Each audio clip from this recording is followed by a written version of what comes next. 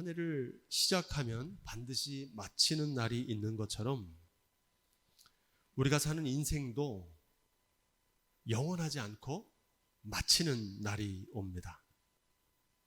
뿐만 아니라 우리가 살고 있는 이 세상도 영원하지 않고 끝나는 날이 있습니다. 한 해를 마치는 이 기간에 모든 교회들은 교회력에 따라 대강절 절기를 지킵니다. 부활절 이전에 사순절로 4주간 지키는 것처럼 성탄절 이전 4주간 동안을 대강절로 지키고 있습니다. 이 성탄절을 준비하는 대강절은 세상에서 말하는 것처럼 단순히 예수님의 생일을 축하하는 날이 아닙니다. 이보다 더 깊은 의미가 이 속에 담겨져 있습니다. 영어로 이 대강절을 애드번트라고 하는데 그리스도의 강림, 그리스도의 재림이란 뜻입니다. 그래서 이 대강절은 강림절이라고도 하고 대림절이라고도 합니다. 한마디로 이 대강절은 예수 그리스도의 오심을 기다리는 절기입니다. 이 대강절에는 크게 3가지 의미를 담고 있습니다. 첫 번째로 예수 그리스도께서 2000년 전에 육신을 입고 이 땅에 오신 것을 기념하는 절기입니다. 둘째로 메시아가 오심을 간절히 기도했던 그 옛날 이스라엘 백성들의 심정으로 예수 그리스도를 기쁨과 간절함으로 우리 안에 그리스도 왕으로 모셔드리는 절기가 바로 대강절입니다. 끝으로 3번째 의미가 중요한데 이 대강절은 다시 오실 주님, 다시 오실 예수 그리스도를 온전히 맞이하기 위해서 각자 우리의 삶을 돌아보고 참회와 순종을 통해 하나님 앞에 나의 삶을 점검하고 돌아보는 절기가 대강절인 줄로 믿습니다. 구약 성경의 모든 예언을 한마디로 요약하면 메시아 왕국의 도래입니다. 메시아란 말은 그리스도라는 말과 같은 뜻입니다. 왕이라는 뜻인데 메시아 곧 그리스도의 통치, 그리스도께서 왕으로 귀환하시는 것을 고대하는 것이 구약 예언서의 핵심 메시지입니다. 2000년 전 예수님께서 이 땅에 오심으로 그 구약의 예언이 다 성취된 줄로 믿습니다. 하나님의 나라, 하나님의 통치, 곧 천국이 시작된 것입니다. 그리고 주님께서 다시 오실 때, 주님께서 다시 오시는 날 그 하나님의 구원 사역이 완성되는 줄로 믿습니다. 이 기독교 복음을 한 문장으로 요약하면 회개하라, 천국이 가까이 왔느니라.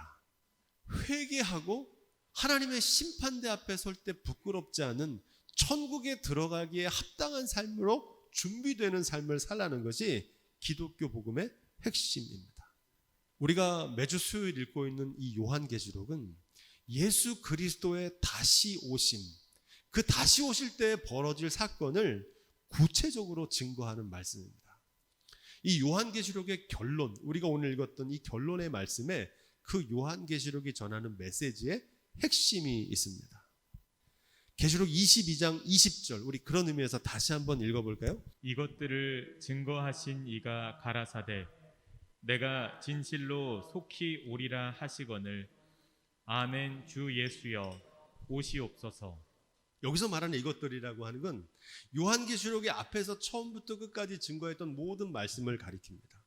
요한계시록은 심판과 구원을 통해서 이루어지는 천국을 증거하는 기독교 신앙의 복음을 담은 말씀입니다. 이 성경이 전하는 천국은 심판과 구원을 통해 이루어집니다. 이 땅의 삶을 마치고 바로 천국을 가는 게 아니라 이 땅에서 우리의 삶이 끝나는 날 하나님의 심판대 앞에 서게 되는 줄로 믿습니다. 그것처럼 온 세상에 대한 하나님의 통치, 하나님 나라, 천국과 구원이 이루어지기 위해서는 먼저 이 세상에 대한 하나님의 심판이 이루어져야 되는 겁니다. 한 해가 끝나면 아무도 살아보지 않은 새해가 시작되잖아요. 우리의 인생의 죽음이 끝나면 믿음의 성도들에게는 영원한 생명, 곧 새로운 출생이 시작되는 줄로 믿습니다.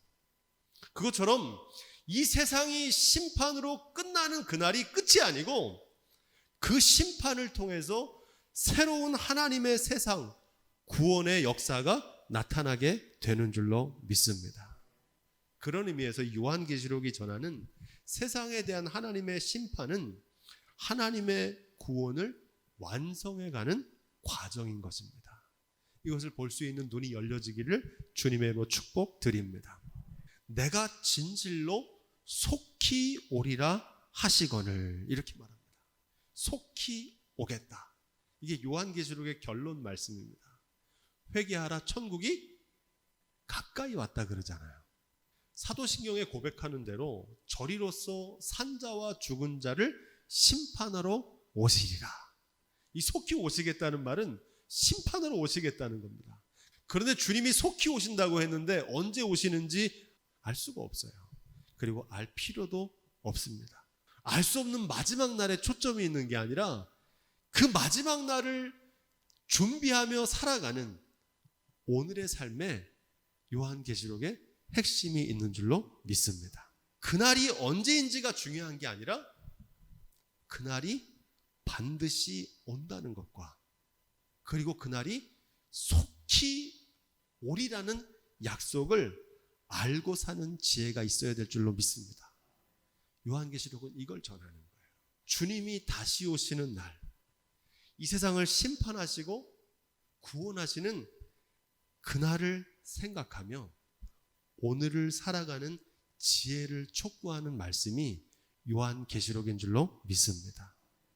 내일 주님이 오셔도 부끄럽지 않은 오늘의 삶을 살아가라는 겁니다.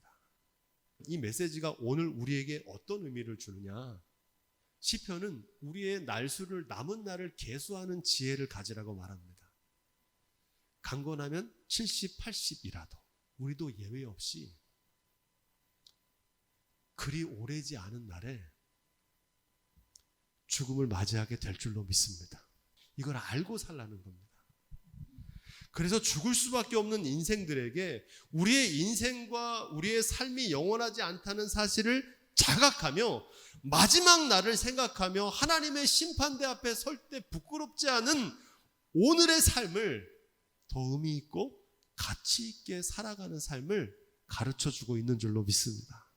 뿐만 아니라 비가 오고 창수가 나는 날과 같이 삶에서 해결할 수 없는 위기를 통과하는 이들에게 그 위기 가운데도 두려워하지 말고 의의 최후 승리를 믿는 믿음으로 끝까지 인내하라는 위로와 소망의 말씀을 주고 있습니다.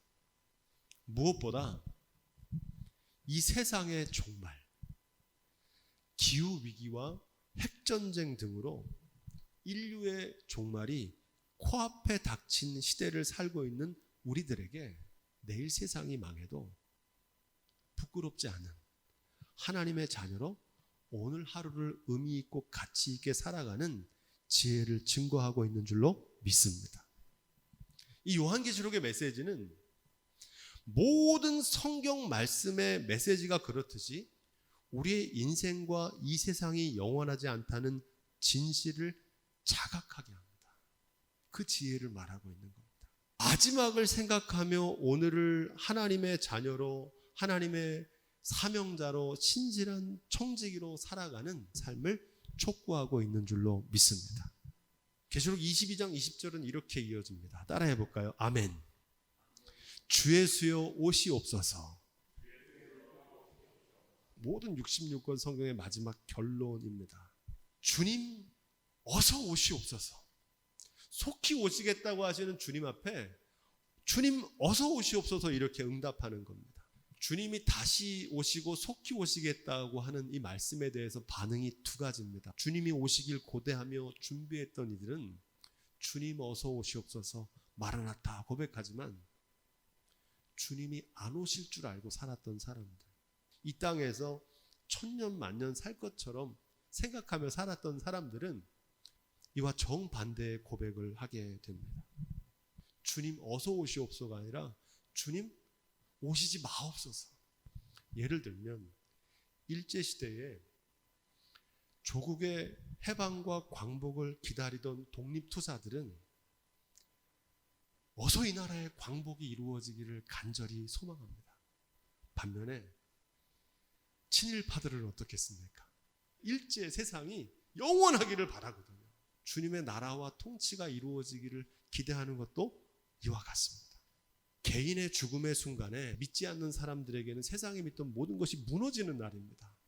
내가 평생 아름답게 가꿨던 외모도 건강도 물질도 다 무너지는 날입니다. 그래서 그날이 슬픈 날이고 통곡의 날입니다. 하지만 하나님을 믿고 하나님 나라를 바라보며 살았던 저와 여러분들에게는 이 땅에서는 눈을 감지만 영원한 아버지의 품에서 눈을 뜨는 영생이 시작되는 날인 줄로 믿습니다. 그 믿음이 있는 사람들은 주여 어서 오시옵소서 고백할 수 있는 거예요. 비가 오고 창수가 나는 날에 모래 위에 지은 집은 무너지지만 그날의 반석 위에 지은 집은 그 숨은 공력이 드러나게 되는 줄로 믿습니다. 주님께서 세상을 심판하시는 날은 세상에 왕노릇하던 모든 것들이 무너지는 날입니다. 동시에 왕 대신 주님의 통치가 마침내 이루어지는 날인 줄로 믿습니다. 그래서 믿음의 성도들이 그날에 주 예수여 어서 오시옵소서 고백하는 겁니다. 준비되어 있다는 겁니다. 준비된 삶을 살고 있다는 거예요.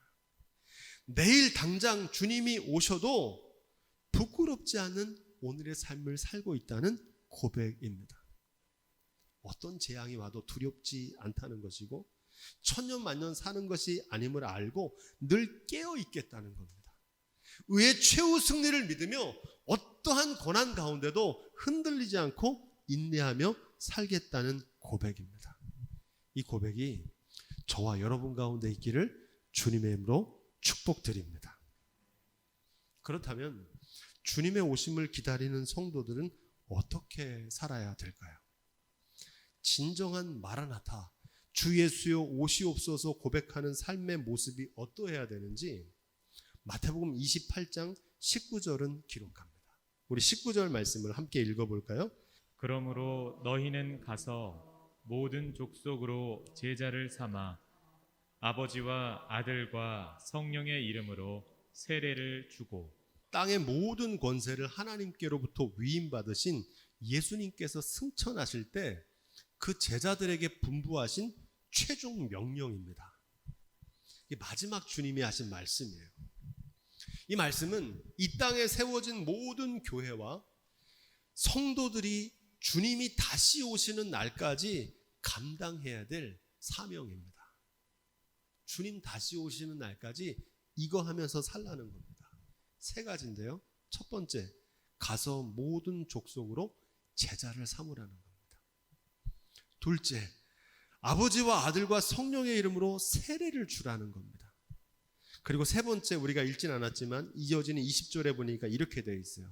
주님께서 우리에게 분부하신 모든 것을 가르쳐서 지키게 하라는 겁니다.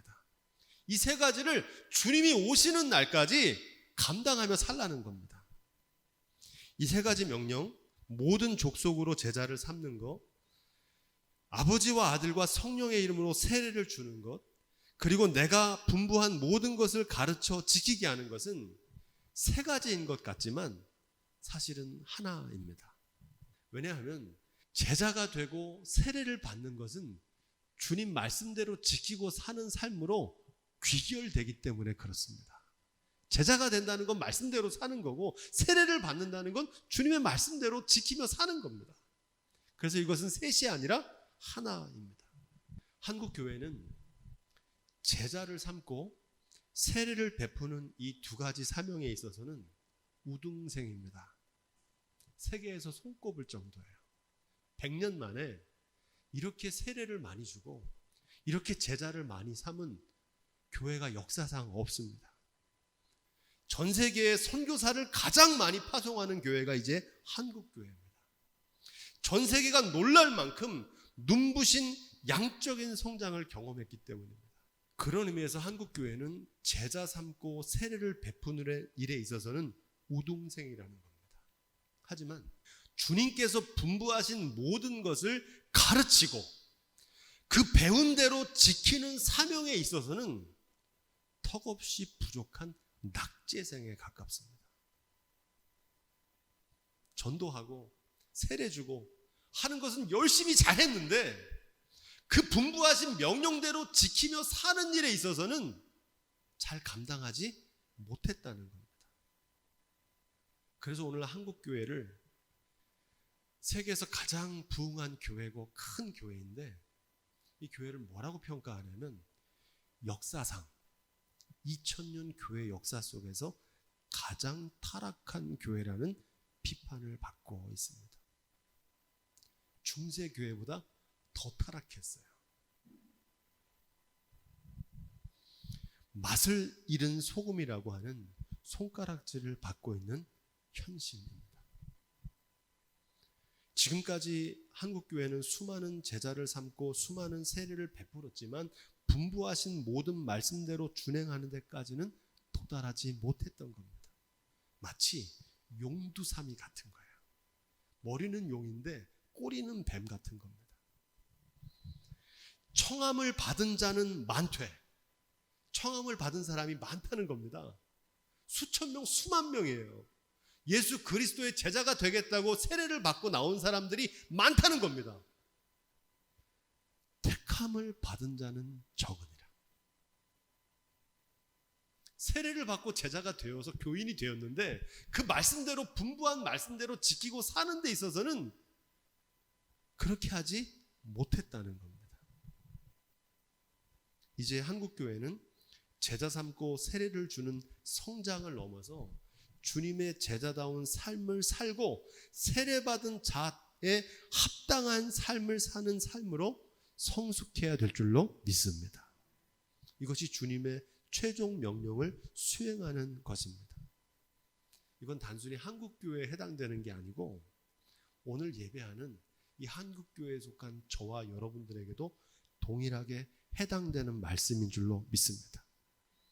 마태복음 28장 20절은 이렇게 기록합니다. 내가 너희에게 분부한 모든 것을 가르쳐 지키게 하라. 볼지어다 내가 세상 끝날까지 너희와 항상 함께 있으리라 하시니라. 아멘. 예수님의 마지막 약속, 언약입니다. 세상 끝날까지 너희와 함께 하겠다는 겁니다. 이 언약 속에 한국교회가 나아갈 방향과 오늘의 위기를 극복할 해법이 있습니다. 볼지어다라고 하는 말씀은 이 복음을 전파하는 자나 듣는 자가 다 함께 체험하고 목도하게 될 하나님의 영광을 선포합니다. 무슨 말인고 하니 주님이 다시 오시는 그날에 모든 사람들이 하나님의 영광을 보게 될 거라는 겁니다. 가서 제자 삼고 세례를 주고 그 말씀대로 분부한 모든 것을 지킨 사람들과 주님께서 함께 하시는 그 영광을 보게 될 거라는 말입니다. 세상 끝날까지 너희와 함께 있으리라 하는 이 말씀은 주님께서 함께 하시는 동행을 뜻합니다. 주님의 말씀대로 순종하는 준행입니다. 주님과 동행한다는 것은 주의 말씀대로 준행하는 것을 뜻합니다. 한번 따라해 볼까요? 동행은 준행이다. 여러분 이게 중요합니다. 하나님이 우리와 어떻게 함께 하시느냐? 우리가 하나님의 말씀대로 준행할 때 주님께서 우리와 동행하시는 줄로 믿습니다. 세상 끝날까지 내가 동행하겠다는 말씀은 그런 겁니다. 너희가 분부한 모든 것을 지키면 내가 너희와 동행하겠다는 겁니다. 그래서 모든 사람들이 내가 너희와 함께하는 사실을 다 알게 될 거라는 겁니다. 주님께서 말씀대로 준행하며 사는 사람들과 동행하는 것을 모든 사람들이 목격하게 될 거라는 겁니다. 그날에 저 사람 하나님의 말씀대로 준행하며 살았더니 하나님이 저 사람과 저의 가정을 구원하시는구나. 이걸 세상 모든 사람들이 알게 될 거라는 겁니다. 마지막 날에 제자로 부름받고 세례받은 우리가 예수님께서 분부하신 모든 말씀대로 준행할 때 세상 모든 사람들이 주님이 우리와 함께 하심을 세상 끝나는 날까지 언제 어디서나 두 눈으로 보게 될 것입니다. 그 약속을 증거하는 거예요.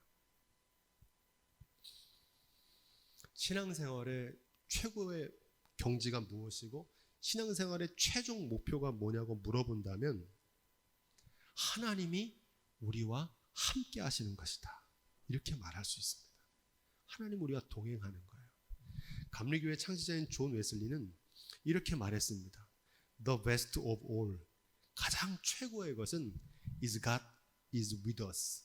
하나님께서 우리와 함께 하시는 것이다. 주님이 우리와 함께 하시는 것이 가장 좋은 것이라는 겁니다. 최고의 신앙의 경지는 하나님과 함께하는 삶, 하나님이 동행하시는 삶인 줄로 믿습니다. 어떻게 하나님 동행하십니까? 가서 제자 삼고 세례를 주고 그 분부하신 모든 말씀대로 지키며 준행할 때 하나님께서 세상 끝날까지 저와 여러분과 동행하실 줄로 믿습니다. 오늘 말씀을 이렇게 마치려고 합니다.